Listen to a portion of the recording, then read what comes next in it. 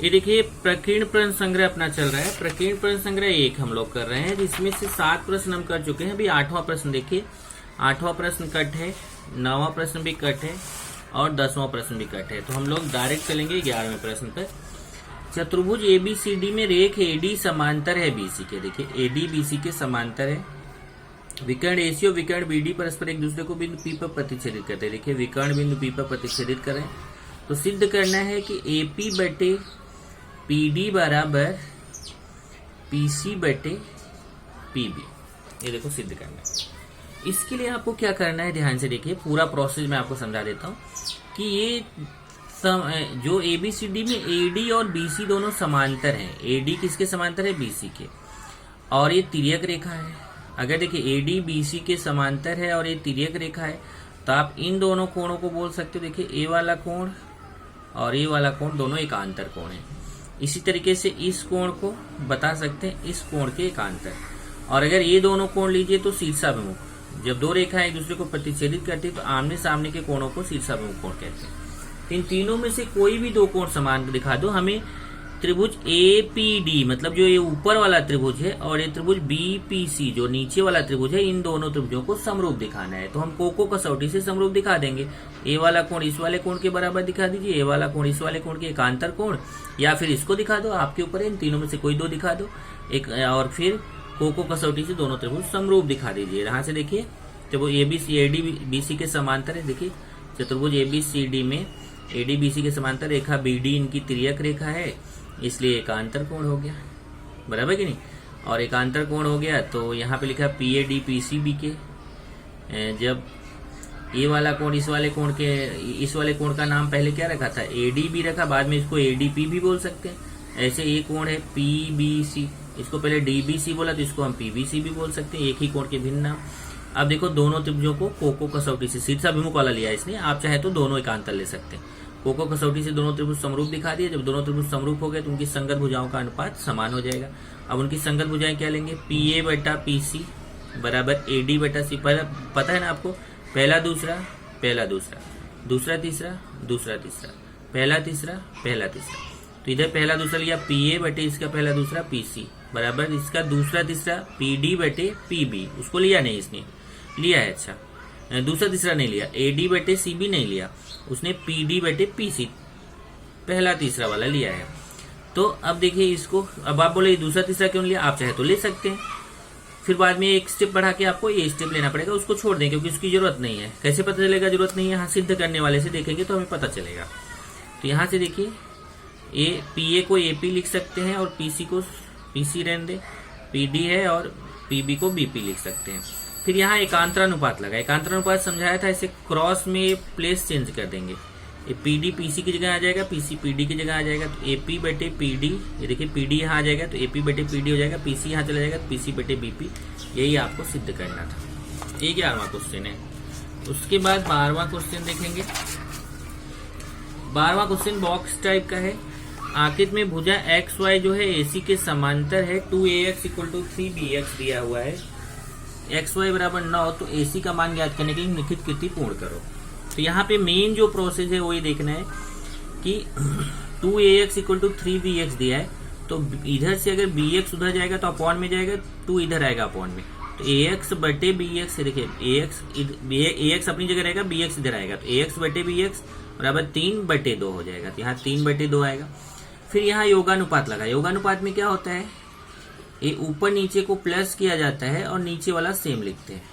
तो वही यहाँ पे भी रहेगा, जब 3/2 रहेगा तो 3 में 2 को प्लस करके ऊपर लिखेंगे 3 + 2 और 2 नीचे ऐसे ही रहेगा। इसको बोलते हैं योगानुपात, आपने 9th में पढ़ा था।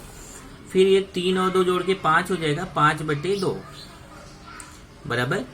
तो अब यहाँ पे देखेंगे BCA BYX, ये देखिए ये BCA और BYX ये दोनों समरूप होंगे। ये पूरा बड़ा त्रिभुज और ये छोटा त्रिभुज दोनों समरूप होंगे। कैसे, क्योंकि AX वाला कोण A वाले के सर्वांग सम रहेगा, Y वाला C वाले के सर्वांग सम रहेगा। क्यों, क्योंकि ये दोनों समांतर हैं। तो संगत कोण कसौटी से जब ये दोनों सर्वांग सम रहेंगे, समरूपता की कोको कसौटी से दोनों त्रिभुज समरूप हो जाएंगे। और जब दो त्रिभुज समरूप हो जाते हैं तो उनकी संगत भुजाओं का अनुपात समान हो जाता है। मतलब BC बटे BY बराबर CA बटे YX बराबर BA बटे BX। ये देखिए वही लिखा है। बी ए बटे बी एक्स बराबर ए सी बटे एक्स वाई। फिर मान रख देंगे यहाँ से, ये देखिए ए बी बटे बी एक्स का जो मान है वो यहाँ पे रख देंगे। यहाँ कितना आया था 5/2, इसको 5/2 यहाँ रख देंगे। ए सी बटे एक्स वाई का मान यहाँ दिया हुआ है 9। फिर तिरिया गुणा करके ए सी का मान निकाल लेंगे।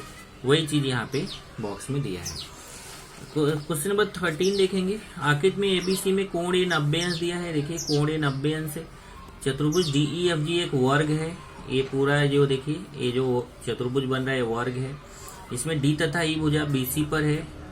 ये देखिए डी और ई जो है वो BC भुजा पर है और F भुजा AC पर है। F जो है वो कहाँ पे है, AC भुजा पे है और G कहाँ पे है, AB भुजा पे है। तो सिद्ध करना है DE² बराबर BD गुणे AC। अब यहाँ लिखा है सूचना है त्रिभुज GBD और CF को समरूप दिखाइए और GD बराबर FE बराबर DE का उपयोग कीजिए। मतलब इसने तरीका बताया कैसे करना, पर एग्जाम में तरीका नहीं बताया रहेगा। ओके, तो यहाँ देखिए एक करके सबसे पहले लिखा है कि ये जो DEFG क्या है, वर्ग है। और जब वर्ग है प्रश्न में दिया गया है तो वर्ग की चारों भुजाएं समान होती हैं।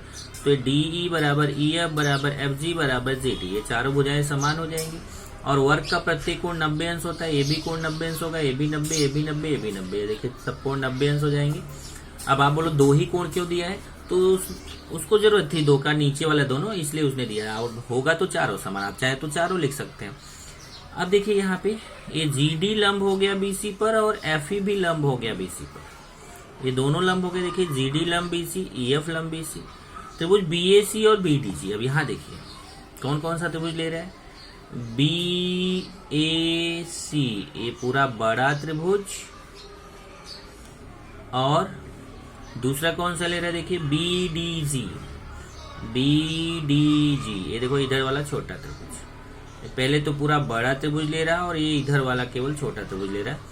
इन दोनों त्रिभुजों में अगर देखेंगे तो ध्यान देना, इधर कोण त्रिभुज BAC में कोण A जो है 90 अंश है और त्रिभुज BDG में कोण D 90 अंश है। और त्रिभुज BAC में भी कोण B है, त्रिभुज BDG में भी कोण B है। ये सामान्य कोण हो गया। तो ये देखिए प्रत्येक 90 अंश से सामान्य कोण हो गया, इसलिए दोनों त्रिभुज समरूप हो गए कोको कसौटी से। और जब दो त्रिभुज समरूप हो जाते हैं तो क्या बोल रहा है कि जैसे हमने सिद्ध किया कि BAC जो है ये पूरा बड़ा त्रिभुज ये छोटे त्रिभुज BDG के समरूप है, उसी तरीके से हम सिद्ध कर सकते हैं कि BAC जो है वह FEC के भी समरूप रहेगा। ये देखिए जैसे पूरा ये बड़ा त्रिभुज BAC BDG के समरूप हो गया, वैसे पूरा बड़ा त्रिभुज BAC ये CF जो ये अपना FEC है इसके भी समरूप हो जाएगा। ओके, इसी प्रकार लिख दिया, मतलब उसको हमें दिखाने की जरूरत नहीं है। तो इसका मतलब क्या हुआ कि जब BAC के समरूप BDG है और BAC के समरूप EFC है तो ये दोनों भी आपस में समान हो जाएंगे, मतलब BDG भी FEC के समरूप हो जाएगा। और जब दो त्रिभुज समरूप होते हैं तो उनकी संगत भुजाओं का अनुपात समान होता है, मतलब BD बटे FE बराबर DG बटे EC बराबर BG बटे FC। उसने केवल दो लिया, एक छोड़ दिया है। अब समरूप त्रिभुजों की संगत भुजाएं, अब क्या हो गया, BD बटे यहाँ देखिए BD बटे EF बराबर है GD बटे EC। अब समीकरण 1 देखिए, समीकरण 1 में क्या लिखा हुआ है कि DE, EF, GF, GD ये सब आपस में समान है। तो इसका मतलब क्या कर सकते हैं, यहाँ से देखिए कि ये जब EF और DE दोनों आपस में समान है, तो देखिए EF के समान है DE, तो EF की जगह DE लिख सकते हैं, यहाँ EF की जगह DE लिख दिया।